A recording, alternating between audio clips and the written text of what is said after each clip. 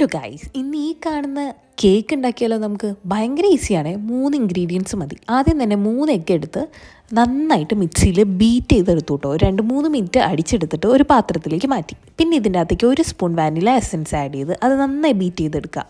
പിന്നെ 1 cup sugar powder ചെയ്തതും കൂടെ ഇട്ട് ഇതുപോലെ നന്നായിട്ട് ഷുഗർ അലിയിച്ചെടുക്കണം കേട്ടോ. വിസ്കിട്ട് നന്നായിട്ട് അടിച്ചെടുക്കണേ. ഇനി ഇതിൻ്റെ അകത്തേക്ക് 1 കപ്പ് മൈദ നന്നായിട്ട് അരിച്ചിട്ട് ആഡ് ചെയ്ത് കൊടുത്തിട്ട് നന്നായിട്ട് മിക്സ് ചെയ്യണം. അതിനുശേഷം ഗീ വെച്ചിട്ട് ഗ്രീസ് ചെയ്ത ഒരു പാത്രത്തിലേക്ക് ഈ മാവ് മാറ്റി കൊടുക്കണം.